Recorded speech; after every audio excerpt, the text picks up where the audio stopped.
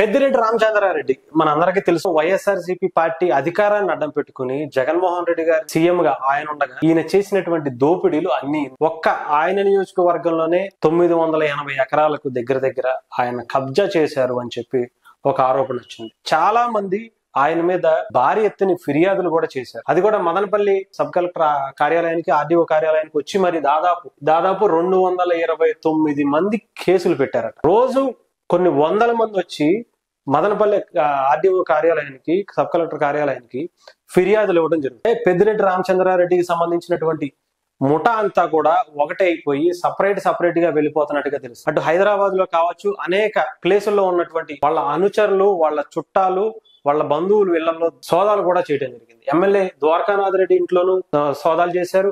ఆయన కూడా అజ్ఞాతంలోకి వెళ్ళిపోయినట్టుగా తెలుస్తుంది. కంప్లీట్ గా షార్ట్ సర్క్యూట్ అని చెప్పి క్రియేట్ చేసే విధంగా చేశారు. కానీ ఇది షార్ట్ సర్క్యూట్ కాదు, కావాలనే దీన్ని తగలబెట్టారు.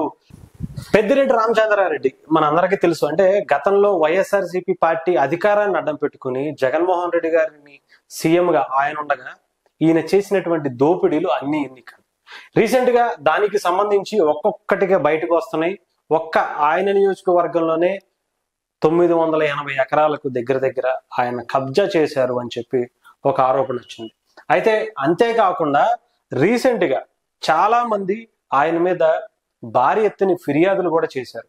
అది కూడా మదనపల్లి సబ్ కలెక్టర్ కార్యాలయానికి, ఆర్డీఓ కార్యాలయానికి వచ్చి మరి దాదాపు కొన్ని వందల మంది, దాదాపు 229 మంది కేసులు పెట్టారట. చూడండి ఒకసారి క్లియర్ గా. అది కూడా ఎవరెవరి పేరు మీద ఎక్కువ ఉన్నాయో కూడా చూడండి. పెద్దిరెడ్డి రామచంద్రారెడ్డి మీద 20 కేసులు, పెద్దిరెడ్డి ద్వారకానాథ్ రెడ్డి మీద 8, మాధవ్ రెడ్డి మీద 9, ఇతర వైకాపా నాయకుల మీద 27 పేర్లు ప్రస్తావించినవి 69, ఇతర పేర్లు 96. అంటే దాదాపు మొత్తం వైసీపీ నాయకులు, దాంట్లో మెయిన్ గా పెద్దిరెడ్డి రామచంద్రారెడ్డి వీళ్ల పేరు మీద, అంటే ఒకటి పేరు మీద ఎవరో చేయరు కాబట్టి వాళ్ళ అనుచరుల పేరుతో కబ్జాలు చేసుకుని, బెదిరించి, లాగేసుకుని, లేదంటే తక్కువ రేటుకి అమ్మేయాలని చెప్పి వాళ్ళని కొట్టడం, చంపడం, ఇంకా వాళ్ళ ఇష్టం ఏదైనా చేశారు. ఇకపోతే దీని మీద 24 మండలాల్లో 482 మంది భూ బాధితులు. ఇక్కడ 229 కేసులు వచ్చాయి. ఇక్కడ చూసారా 482 మంది భూ బాధితులట. ప్రభుత్వ భూముల ఆక్రమణపై 229 ఫిర్యాదులు అయ్యాయి. మదనపల్లిలో వెల్లువెత్తుతున్న ఫిర్యాదులు. తిరుపతి, శ్రీకాళహస్తిలోను 100 కోట్ల భూముల స్వాహ. వాటిపై విచారణ కోరుతున్నటువంటి ప్రజా సంఘాలు, ప్రజలు. రోజు కొన్ని వందల మంది వచ్చి మదనపల్లి ఆర్డీఓ కార్యాలయానికి, సబ్ కలెక్టర్ కార్యాలయానికి ఫిర్యాదులు ఇవ్వడం జరుగుతుంది. అంటే ఆయన ఎన్ని కోట్లు ఇప్పటి వరకు ఆ నియోజకవర్గంలో దోచాడు అనేది పక్కన పెడితే, ఇంకా ఆ మొన్న జరిగినటువంటి మదనపల్లి సబ్ కలెక్టర్ కార్యాలయానికి దహనం వెనకాల ఆయన కారణం ఉన్నాడు, ఆయనే మూల కారణం. ఈ ఆక్రమించినటువంటి అనేక ఎంతమంది భూమికి సంబంధించినటువంటి బాధితులు ఉన్నారో వాళ్ళకి సంబంధించినటువంటి దస్తావేజులన్నీ కూడా అదే మదనపల్లి ఆర్డీఓ కార్యాలయంలో, సబ్ కలెక్టర్ కార్యాలయంలో ఉన్నట్టుగా తెలుస్తుంది. అందుకే దాన్ని దహనం అనేది తగలబెట్టేసినట్టుగా కూడా తెలుస్తుంది. ఇకపోతే అంటే కంప్లీట్ గా అంటే పెద్దిరెడ్డి రామచంద్రారెడ్డికి సంబంధించినటువంటి ముఠా అంతా కూడా ఒకటే అయిపోయి సపరేట్ గా వెళ్ళిపోతున్నట్టుగా తెలుస్తుంది. సబ్ కలెక్టర్ కార్యాలయానికి సంబంధించి దహనం కేసులో ఆయన మీద దర్యాప్తు ముమ్మరం చేశారు పోలీసులు. అటు హైదరాబాద్ లో కావచ్చు, అనేక ప్లేసుల్లో ఉన్నటువంటి వాళ్ళ అనుచరులు, వాళ్ళ చుట్టాలు, వాళ్ళ బంధువులు ఇళ్లలో నిన్న సోదాలు కూడా చేయడం జరిగింది. ఎమ్మెల్యే ద్వారకానాథ్ రెడ్డి ఇంట్లోనూ సోదాలు చేశారు. ఆయన కూడా అజ్ఞాతంలోకి వెళ్ళిపోయినట్టుగా తెలుస్తుంది. సహచరుడు శశిధర్ ఇతను కూడా అజ్ఞాతంలోకి వెళ్ళిపోయినట్టుగా తెలుస్తుంది. అంటే చాలా క్లియర్ గా వీళ్ళు చేశారు అని చెప్పి ఎవిడెన్స్ దొరికినట్టుగా తెలుస్తుంది. దీని మీద పెద్దిరెడ్డి రామచంద్రారెడ్డిని, అలాగే మరికొంతమంది పెద్దిరెడ్డికి సంబంధించినటువంటి బంధువులను కూడా అరెస్ట్ చేసే యోచనలో ఉన్నట్టుగా తెలుస్తుంది సిఐడి. అంతే నిన్న కూడా చూసుకోవచ్చు, దస్తావేజులు స్వాధీనం చేసుకున్నటువంటి దస్తాలు తీసుకెళ్తున్నటువంటి పోలీసులు మదనపల్లి మాజీ ఎమ్మెల్యే నవాజ్ బాషా ఇంట్లోనూ కూడా సోదాలు చేశారట. బెంగళూరులో ఉన్నటువంటి నవాజ్ బాషా మదనపల్లికి వచ్చి ఇంటి తాళం చెవిని పోలీసులకు అప్పగించారు.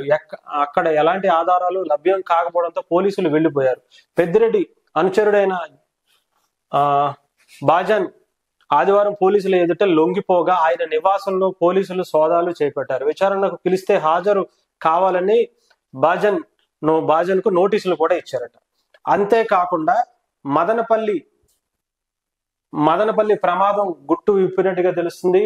ఎంఆర్ఐ డేటాను కూడా విప్పినట్టుగా తెలుస్తుంది. అంటే ఇది కంప్లీట్ గా షార్ట్ సర్క్యూట్ అని చెప్పి క్రియేట్ చేసే విధంగా చేశారు. కానీ ఇది షార్ట్ సర్క్యూట్ కాదు, కావాలనే దీన్ని తగలబెట్టారు అని అక్కడ ఉన్నటువంటి విద్యుత్ షార్ట్ సర్క్యూట్ నిపుణులు తేల్చారట. 3 రోజుల డేటా ఆధారంగా విశ్లేషించారు. ప్రభుత్వానికి నివేదిక ఇచ్చినట్టుగా కూడా తెలిసింది విద్యుత్ సేఫ్టీ అధికారులు కూడా.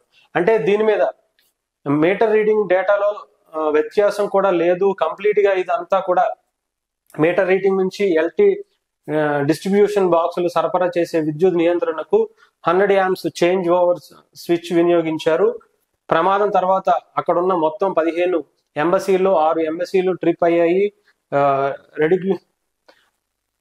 కరెంట్ సర్క్యూట్ బేరాలను ఏర్పాటు చేయలేదు. అగ్ని ప్రమాదం కారణంగా కంప్యూటర్ సెక్షన్ లోని క్యాన్సిలింగ్ వైరింగ్ అవుట్లెట్ ను బోర్డ్ స్విచ్ బోర్డులను దెబ్బతిన్నాయి. అగ్ని ప్రమాదం తర్వాత ఎల్టీ వైర్కు సరఫరా నిలిచింది. ఆ తర్వాత వైర్లు కరిగిపోవడం వల్ల జరిగిందా, వైర్లు ఎక్కడైనా తెగిపోయాయా అనేది కూడా విచారణలో తెలుస్తుందట. మొత్తం కంప్లీట్ గా ఇక్కడైతే చాలా క్లియర్ గా చెప్తున్నారు. అంటే ఇది కావాలనే షార్ట్ సర్క్యూట్ చేయడానికి, అంటే షార్ట్ సర్క్యూట్ గా చూపించుకోవడానికి ప్రయోగాలు చేశారు అని చెప్తున్నారు.